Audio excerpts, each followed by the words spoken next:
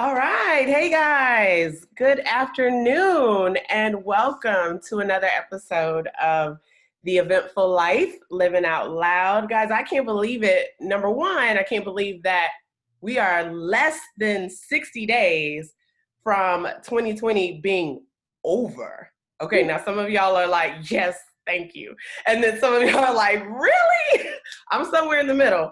But we also are almost done with our first season of the Eventful Life. Like, I cannot believe it. I swear this year has gone by so fast. But here we are, the second to the last episode. And of course, I'm excited to be back with you guys. I hope you're excited to be back here as well.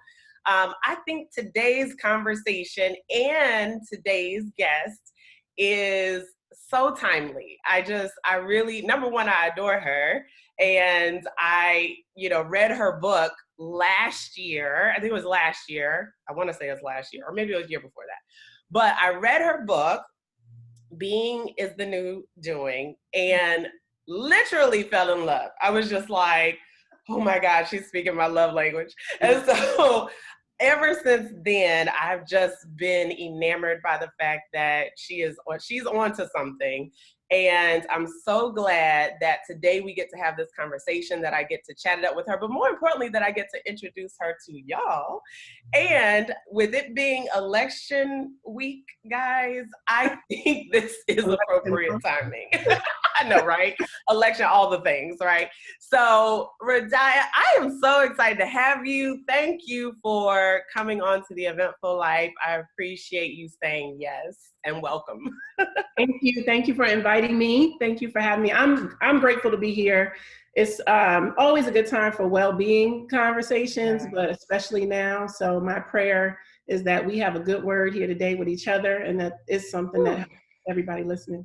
Yes, that is so true. And Radiah is correct me if I'm wrong, is it co-founder or, okay, so co-founder of Evók.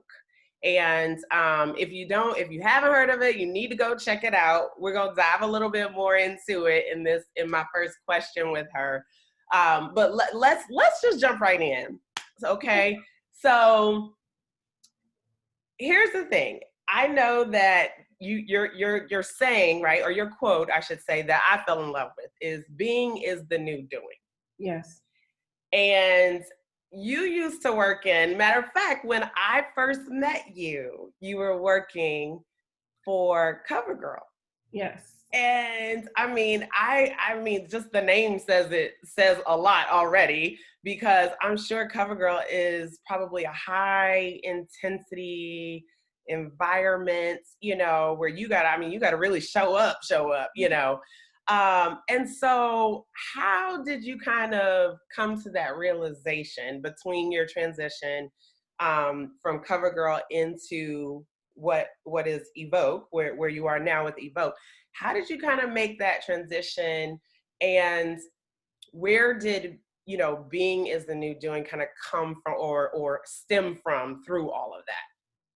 Yeah, so like most of us, it was the brick wall. I hit the brick wall. Like, I couldn't do any more, and it was literally making me sick. It was draining me mentally, emotionally, physically. My body started to break down my immune system. I was having sinus infections, just like really struggling through to keep up. So it wasn't sustainable.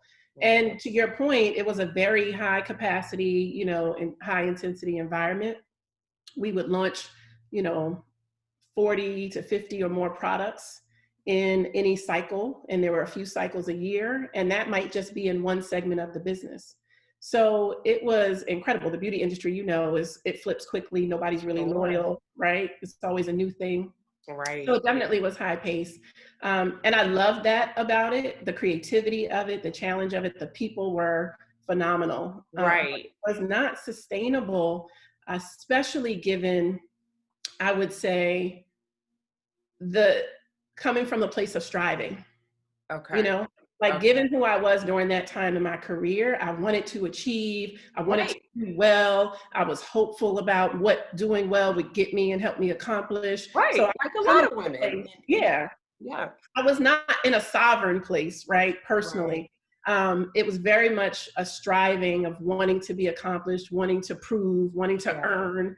And that was tiring and it wasn't sustainable. So I hit a brick wall. And at the same time, I had some personal things happening. You know, I got engaged, got married, had 2 children, moved, changed business assignments several times in just a 2-year period. And it threw me to the left. Okay. All the way to the left. I'm taking it all in and I'm like, that's a lot. Yeah, it's a lot. In 24 months, it's a whole lot. And so it took me completely, not only off center, it just burnt me out. It sent me literally to the floor. Like I would sit on the floor in my bedroom and I would just wonder, like, what is happening? How am I going to get through this? All the questions. And my father asked me, who are you? Because I was complaining, I was struggling. And he said, who are you? And I didn't have the answer. I knew what I wanted. I knew why I wanted it. I knew how to get it. In most cases, I had actually accomplished. Well, I had what I wanted, but I didn't know who I was. And I had really lost a sense of that even though I wasn't totally conscious of it in my 20s or 30s, I had just lost all sense of identity by the time I had gone through those transitions. That's so powerful. And just for a frame of mind for some of the audience, like how old were you at that time when you were going through this? So this was 2007, 2008. So I was in my mid 30s. Okay. And I asked that because I know sometimes, you know, for women, our whole theory is, well, you know, once you hit, like, I just turned 40 in October. So everyone's like, oh, well, you know, once you turn 40, girl, you gonna be like, oh, I'm here, I've arrived. Like, nothing's gonna matter. I couldn't wait to turn 40. I was like, 40 is coming. I'm about to not care about nothing. Right. I'm gonna say what I gotta say. It's here, right? Absolutely. And I'm 45 now, so it's still a journey for sure. Right. But I made 40 a mark. Like this ain't gonna be the same. I love it. And you know, I do believe there is some of that, you know, that comes with you just, again, evolving and kind of just embracing, like you said, like who you are, you know. So I love the fact that you said your dad asked that pivotal question, which is, who are you? Yes. Like that's deep. Yeah. That's really deep. And it was with love, but he wasn't giving me any answers. I was like, what do you mean? How do you want me to answer that? And he was like, just let me know when you get it. I was like, oh. You know, I'm an engineer by degree, right? Like I'm a corporate person at this time. You know, I'm like, wait a minute. I need some structure. I need some logic here. What do you mean? He was like, nah, just let me know when you get it. That's so good. That's so good. And I think that I know that resonates with me because I too, you know, very recently had to go on this journey of, you know, I mentioned the other day that somebody asked me, you know, what do you like to do for fun? And I was like, what is that? Yes. Oh, you know, I mean, and while I said it jokingly, you know, on the inside of me, I was like, you really should like find out, what do you like to do, you know? Yes.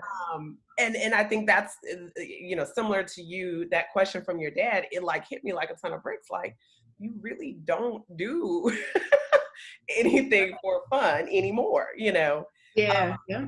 So I appreciate that. And I think it kind of draws out into, it kind of segues us into the next question, which is this kind of inner, right? Getting this inner self together in order to accomplish or see these outer results. And, you know, of course, having followed you and you know, seeing some of your work, I see that this is something too that you know, are very big on as part of your ideology, part of your, you know, your programming is this inner game, outer results. But what do you think on a deeper personal level, how do you feel like the inner game, or maybe let me ask that a different way. What do you feel like the inner game reflects as a business person, right? Because I feel like we spend all this time, and when I say we, I mean women in business or women entrepreneurs, we spend all this time focusing on, do I have the right tools to make sure that my business is going to, or my career is going to succeed? Do I have, it's like checking the boxes. We're like, do I understand sales? Have I taken the marketing class? Have I, gotten the promotion? How much would you say those things are weighted in comparison to the inner work that we need to do as well in order to thrive and be successful in our career or in our business? Yeah, that is an excellent question. First of all, we're whole people. Like, it's all one whole thing. And what we do to survive is compartmentalize everything. And that's what puts us into this, like, well, I need these things, these tools over here and these tools over there. And do I know enough? It becomes this whole fragmented world that we're trying to navigate and organize and keep abreast of and all of that. And that's a lot of effort. That's why we're doing so much. We're doing the most. So I believe the inner game is the source. Yeah, we're doing the most. I do the most, right? I have to stop myself. Like, really, you're doing the most on this stuff.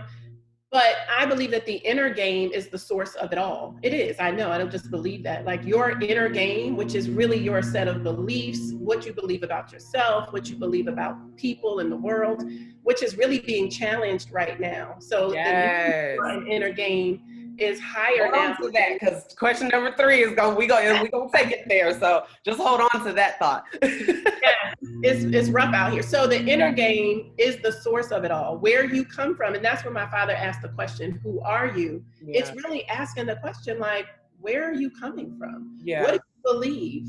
What's important to you? Yeah. What do you prefer about how things are arranged in your life? What do you require? What absolutely has to be in place for you? Wow. Yeah, which is different than a preference. A lot of times we confuse preferences and requirements, and that has us messed up in the game. Yeah. But the inner game is the source for the outer results, period. Even scientifically, right? Like, you are living the projection of what internally you believe and in your spirit and embody. That's what life is. That's really it. Say that again, because I know somebody out there is like, oh, wow, that was really good, but I didn't get it the first time. Let's say, or hopefully you remember, because if you like me, I'll drop a nugget and be like, I don't know, you didn't get it that first time. No, but it's your outer world. Your life is the projection of your internal world, your internal set of beliefs, your thought patterns. And this is stuff, people know, but we don't internalize it like it's truth. We think maybe some people think it's just that's a theory that's out there, or that's the newest, progressive thinking. Right. But at the end of the day, your life and your world is given by your own projection of who you're being, of who you are, where you're coming from, which is your set of beliefs, your thoughts, your emotions that you subscribe to regularly, the physiology that you embody physically, and the actions and inactions. We put a lot of weight on our actions, but your actions are only as intentional as who you're being, as how rooted you are in your own identity and definition. Yeah. So if I think I have no power, I might be doing a whole lot, but coming from a place of powerlessness, it's not going to have the same effect than if I have a certain knowing, a certain groundedness in my own authority and power that has me to go out and behave a certain way. Right. And I feel like that is so powerful, because there's so many things out here, especially right now, right? There's so many things out here that can totally throw you off track, or just totally, make you become almost, I want to say, distracted from what your intention, like you use the word intention, like what your intention really is. And so then all of a sudden, I feel like all of a sudden you wake up one day and you're like, how'd I get over here? How did I get right?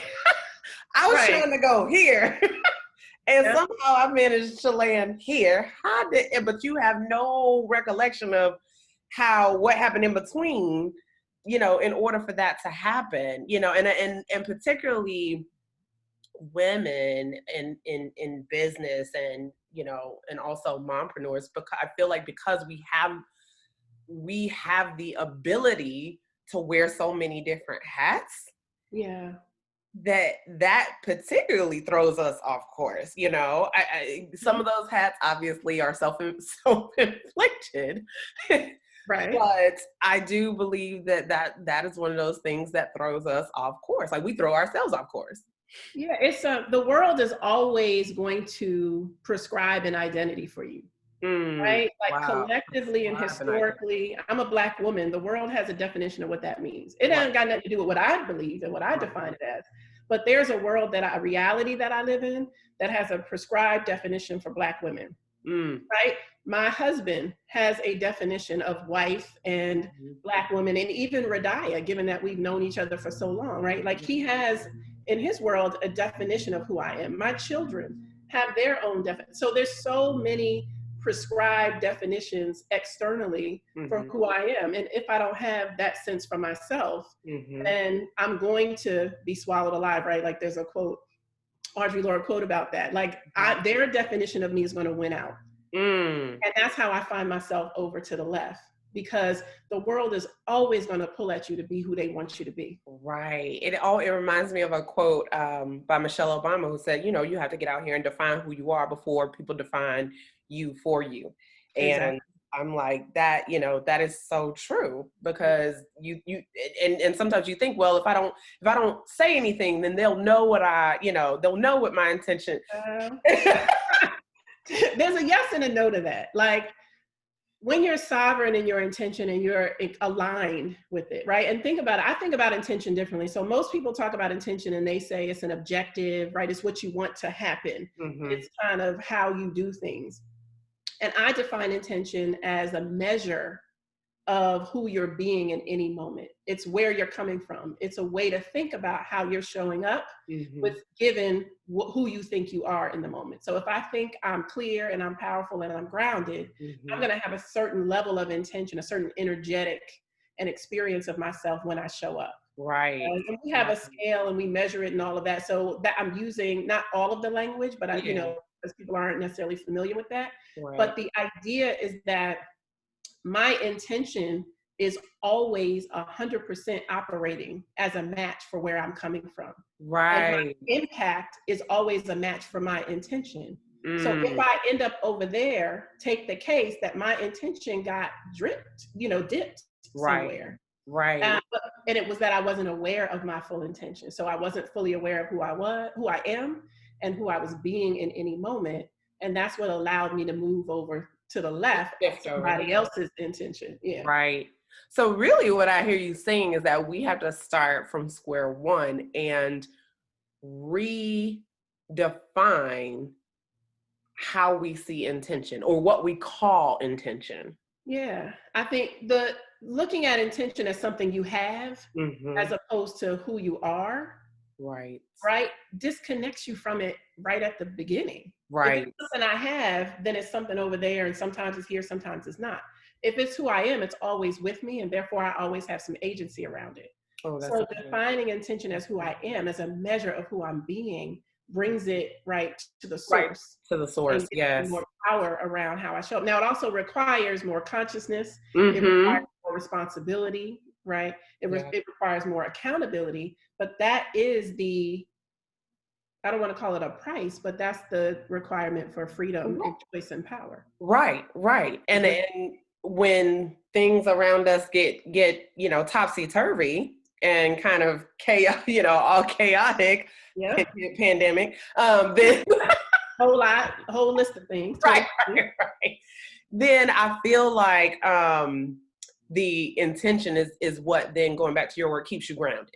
Yes, absolutely. Because like you said, it's within you, right? And I see a lot of women who are, women business owners and mompreneurs who are really kind of in this space where they're trying to figure that out right now. 2020 has made us have the great awareness, like, for sure. Yeah, and my commitment is that we move from a figuring ourselves out to a knowing and being who we are. You know, there's nothing to figure out. There's a truth that exists about who we are in whole, right? Humans are energy and spirit, right? Embodied in a physical form and is limitless. We know that at any moment we can evoke whatever emotion or expression of that life force we want to or we will. It's simple, but it's not easy, as my uncle said. But it is that simple and straightforward. That is who we are. The challenge becomes in how do we live into the fullest power of our ability at any moment to be fully, authentic, to be fully engaged, to be fully aware. That's what the work is. That's the inner game. It's your practice. We already know. Ain't nothing new and missing. Google it. Right? Like, I love that. Ain't nothing new or missing. Google it. It's like, we know. It ain't knowing, and we don't have to figure it out. We have to practice it. That's really good. That's really good. Okay, so I debated whether to go here. I got a clue. Okay. To touch on anything election, because we all are exhausted, with election. We tired. As Black people, we tired. Lots of reasons, more beyond the election, but yes. Beyond, right. But I know that this is also, we can't ignore it either. This is where we are. This is the world we live in. What is the inner game you believe we need to do as a country in order to get the outer results? And what does that look like to you? I'm going to say two things. One is, the first thing that came to me is truth. And that's what we're seeing. We all have hopes and perceptions of what we believe and who we believe the country is. And now we're seeing, right? And the truth is showing itself. And so that is shining the light on the truth, being willing to look and see, shine the light, and acknowledge the truth. Right? We are who we said we were. That's the first step to it. The second piece, I'm actually going to borrow from a conversation I had earlier with a gentleman who was basically speaking to what his personal interest is in the world right now. And he framed it as awakening at scale. And part of the conversation we were in is that there is really just a small percentage of people that really engage in this awakening, being, attraction, whatever you want to call it, this more spiritualist type of conversation. And it's been very commoditized in a lot of ways, and with people trying to spread the word, it's been commercialized. And so there's a large group and population of people that don't have access to the conversation. And as ethereal as it feels, it's very real and very practical and very much an answer and a solution to people's behaviors changing and the collective experience of people in this country and this world in terms of our livelihoods. So it is a solution. These spiritual, it is a solution, if not the solution. What a challenge is that we don't have a mass of people that have access to it, and not just access, but access in a practical way that allows us to make that shift internally and then start to live in a new way that we can trust. We got a lot of evidence at, how we got to compete and how we have to climb and all of these things that cause this power grab, to be pervasive in our lives. We don't have as much evidence as to how these more altruistic ways of living, these conscious ways of living really serve us. And I think I wholeheartedly align with that sentiment that this collective awakening, I'm not talking about being woke. Right. I was about to say, we might need to frame that so people... I'm not talking about understanding. No, I'm talking about people becoming aware of who we are as human beings and our nature, the fullness of our nature, and the free will of choice we have, and the consciousness of how we can create a world that's abundant and flourishes and whole. Now, when you say people don't have access to it, is that from the standpoint, like, do you mean access from the standpoint financially, like economically, or is it access from the standpoint of knowledge base, like education? I think it's language, actually. So I believe, people have access to the information of it, right? I just Hmm. said Google it, but there's all kinds of content out there, even whether it's scientific or whether it's just personal accounts, anecdotal, story based. Hmm. There's all kind of information out there about how these beliefs or consciousness informs our lives and creates our lives. But its language is the barrier. It's spoken in a way, and it's spoken particularly by people that aren't relatable to a larger portion of the population. Okay. It's such a different view. And I'll say different because of where we've evolved to. Hmm. I think particularly as Black people, Black women, we are historically, as African descendants, Hmm. spiritually driven and conscious. But we have gotten where we've gotten to given our experiences and journeys. So now language, the way it's spoken about, the way, even in the conversation you and I are having, Yeah. I know I'm speaking in a way that still makes it sound abstract, Yeah. even though my experience of it is hugely practical. Mm. And the products and the programs that we run are about that practice, so that you start to see how real this conversation is. It's not just this, let me put on a white dress Right. and sit and meditate Right. and hope that something gets attracted to me. It's the translation of that I think is blocking people out from access. Gotcha. Gotcha. Wow. And I mean, does there also has to be some, or I would assume there also has to be some willingness to want to move in that direction too, right? Because, you know, we do have a country that is somewhat divided, right? And we all have been trying to figure out, how do we do this? Yeah. And I feel like part of the onus is that we have to want to do this. Yeah, it is going to be each individual person's willingness to make a shift. That's always going to be the case in any transformation, right? That person's going Right. to choose it. But I believe that in the spirit, the truth is what resonates. And so part of it, we see and hear this, that people who are showing themselves to be ignorant and hateful speak Mhm. more loudly than people who express themselves through love and connection.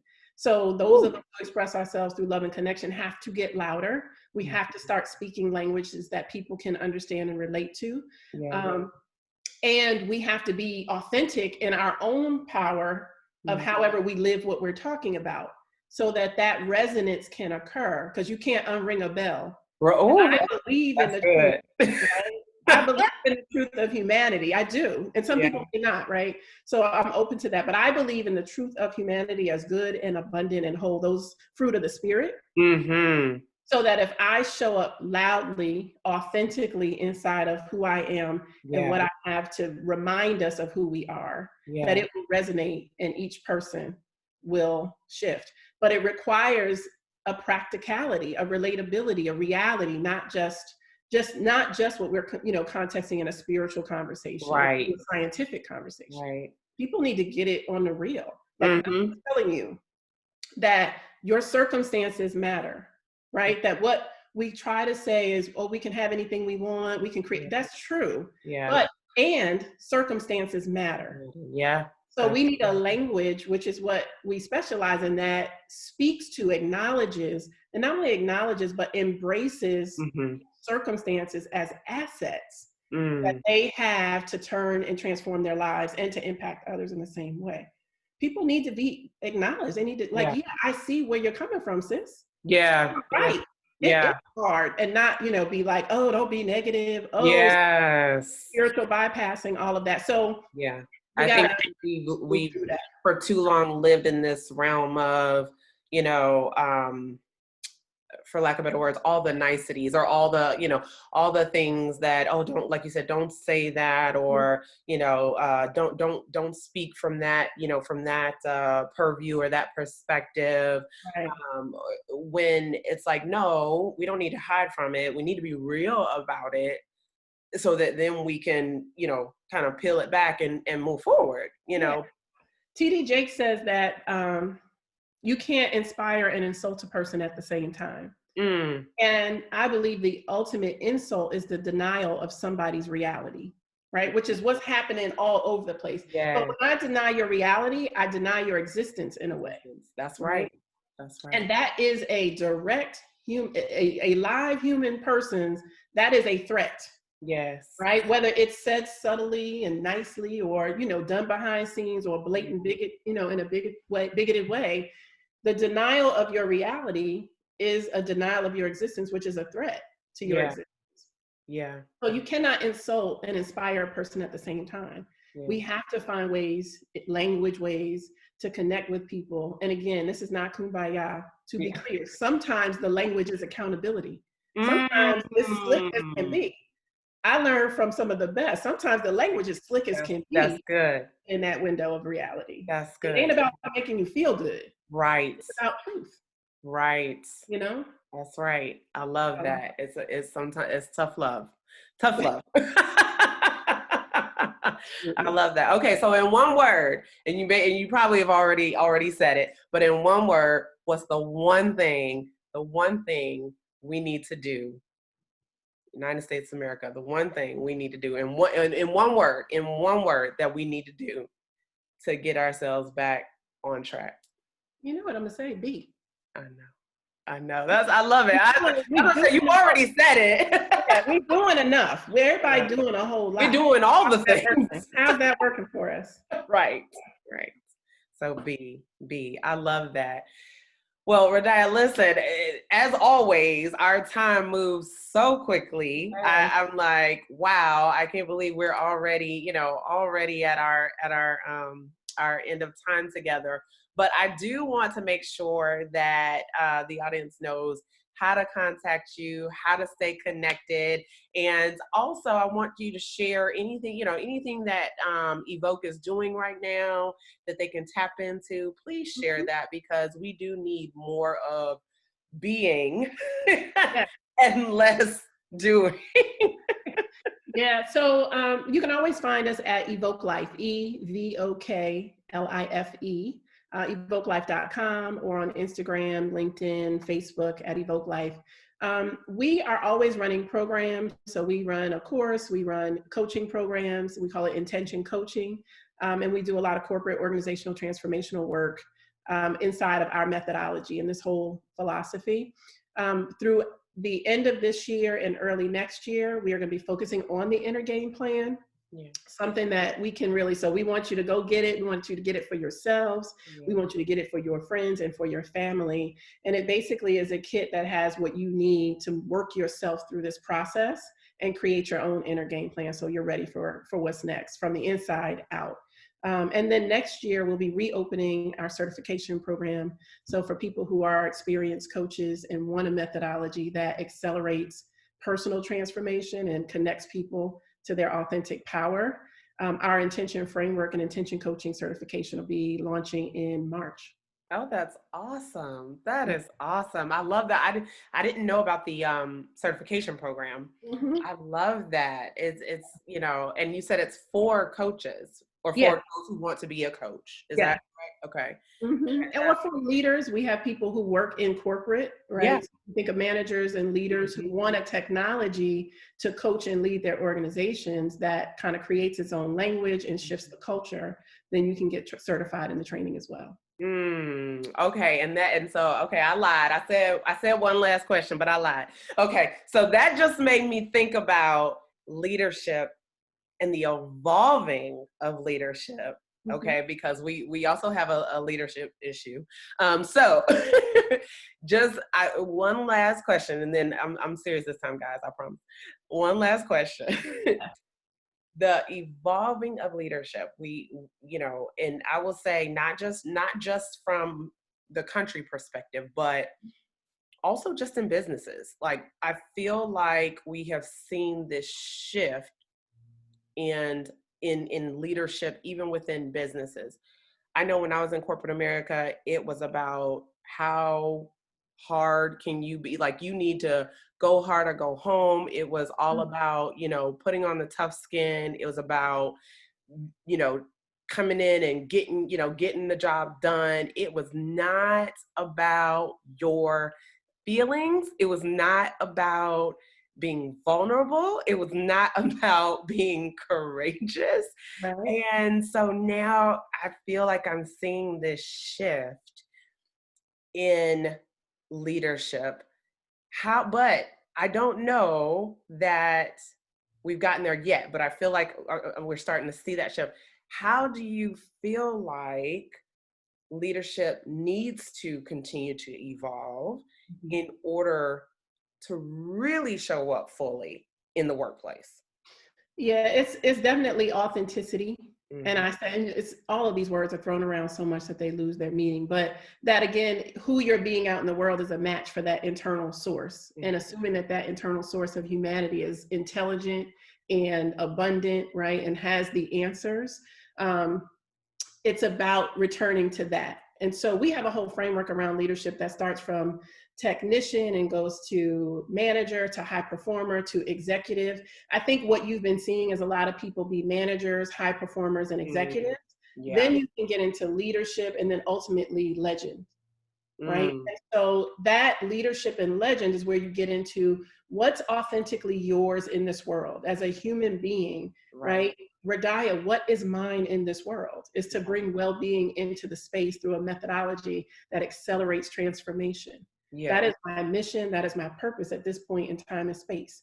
Mm, So given that, how and who am I being about that in terms of my intention level that's bringing that to life? And it requires me to be present and conscious in the moment, in the now, mhm, mhm. as well as futuristic, you know, as well as courageous and all these other elements. And so that is the framework that we look at leadership. And that's what the evolution to me looks like now. What's interesting is it also in the past has been hierarchical, right? Mhm, Leadership has mhm. been hierarchical in that you start at one level and you go up. And you go And up. you notice when I said it, I went across because Mhm. you can activate it in any lane at Mm, any point in time. Sometimes it's necessary to be a technician. right. That's good and right in the moment. And you'll know that if you home in at that legend space, Yeah. which is a high level of consciousness and presence in your leadership, then you'll know when should you be a technician, when do you need to be an executive. Right. Now, the for the most part, though, I think people are hanging around in that middle space and Mhm. trying to go up a hierarchy. And so it's a positional leadership as opposed to a present Right. leadership. Oh, that's good. A positional leadership instead of a present leadership. That's Mhm. good. That's really good. And I feel like it requires, and I'm just gonna say it requires women to to start to show how Yeah, that, how that evolving needs to happen, and that we accept that we don't have to show up the way men do. Like I just, absolutely. you That's know, not authentic. And here's the thing, right? We got to set up another time for this. I End know, of y'all. the day, we are energy, right? So men or women, but there's feminine and masculine energy Yeah. within all of us. Both are in all of us. And Mm, so it's what's authentic to you in that combination that we need you to bring forward. We need you to evoke whatever that is, whatever that right. combination of masculine and feminine energy is, not necessarily just men or women. Yes. Oh, good. So good. She right. Listen, I could probably sit up here and have this conversation all day. Y'all like, okay. Right, right. But this is good stuff, y'all. This is good stuff. So thank you so much, Radiah. I appreciate you. This has been amazing. I hope that you guys have gotten some great takeaways, great nuggets for yourself, some understanding of being and Amen. how to transition from the doing. Okay, because we are doers. Yeah. We by nature. So make sure you take that away, come back, re-listen again. Make sure you subscribe. If you have not subscribed to the Eventful Life, make sure you do that as well. And we will see you for our final episode of 2020 next Thursday at 1:00. Thank you guys. Remember, it's your time, your terms. It's just on your time and your terms. Okay. Have a great day. Thank you. Bye, Thank you. guys.